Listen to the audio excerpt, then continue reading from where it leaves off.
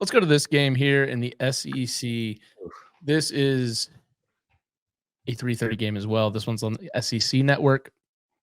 Florida, who is 4-2, at South Carolina, who is 2-3. Yet South Carolina favored by 2 points as of right now. Total 51.5. It's been thrown around on social media a lot lately since the Kentucky game. Billy Napier 1-7 away from home as the coach of Florida. Florida as a program has lost 13 of its last 14 on the road, including in 2021 in Columbia. They lost by 23 points. Yeah.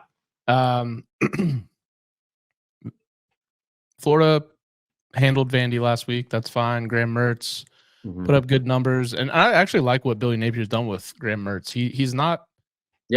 He's not making him take over a game. He's throwing like 80% completion. So everything's being set up for Mertz on offense, which I like. South Carolina's coming off a bye, so they should be well rested. Now, I don't know if it sounds like Juice Wells isn't going to play in this game. Beamer came out and said he's very doubtful.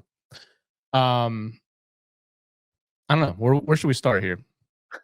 I don't fucking know. I mean, like, this game is like, it feels like it should have so much more, for like lack of better words and pardon the pun, but like juice to this game.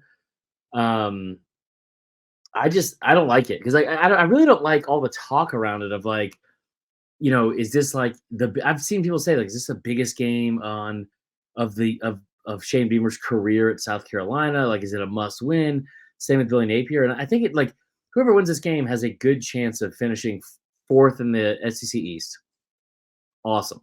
Like, but that's like if you're going to use this game as like a stepping stone or like a building block into the argument of, you know what, like if Beamer lost this game at home to Florida and we should have won that game, and you know you end up down the road you're only 6-6 or 5-7, like it's not like losing this game for either team is going to keep you from what? Right. The Gasparilla Bowl? Like, who fucking cares? Like, and I hate to say that, but at the same time, it's like, this is not some, man, there's so much high stakes in this game. This is a must-win situation. I just don't believe it. And so I think that, like, if this game was on a neutral field or in Florida, I would sit here and say, take Florida every day of the week. I think they're a better team. I think they're a more complete team. Graham Mertz has been a lot better than people have given him credit for. And the other part is like, all right, we try to look at South Carolina. Like, what are the things that they don't do well that you can take advantage of? And that is they're horrible up front. Like, they're horrible up front. But we've seen this now for like halfway through the season where it's like they're not going to try to run the football. I mean, like, they know they're not going to be able to.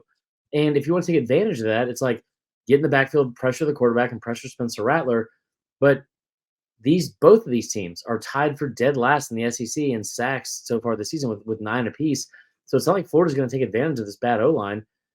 I want to pick Florida. I really do. But it's hard, especially for what we saw against Kentucky, and they just got boat raced. I got to take Carolina just only because they're at home. And I would take it like in the least exciting fashion. I'd take like 21-20.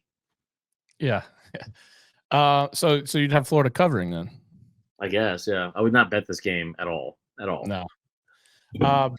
Beamer said on the bye week that they used that time to evaluate the O-line, think kind of outside the box on how to protect Spencer Rattler, who got sacked in their last game 6 times against Tennessee. Now, Tennessee does lead, I want to say, the country, if not maybe the SEC, in sacks per game.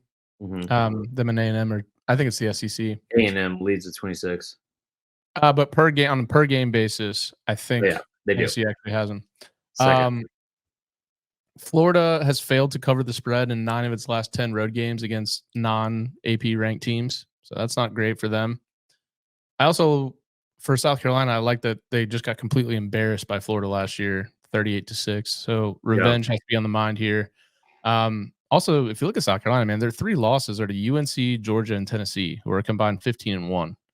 So even though they're 2-3, I don't think that's a total accurate reflection of where they're at as a program. Shane Beamer, 3-0 against the spread with extra rest at South Carolina, covering by 3 touchdowns per game. They actually won all 3 of those games outright as underdogs. Oof. So, and the last thing, this isn't a soft factor at all. This is a just fact. It's Cocktober now. So I'm going to take South Carolina 27, Florida 24. Okay. I was with you though. I almost picked Florida as well. I could see it, and I'm with you. I would not bet this game. It's so hard to pick them to win this game only because of the fact that like they've just been so bad on the road, and it stretches back to the last 3 years. So I mean,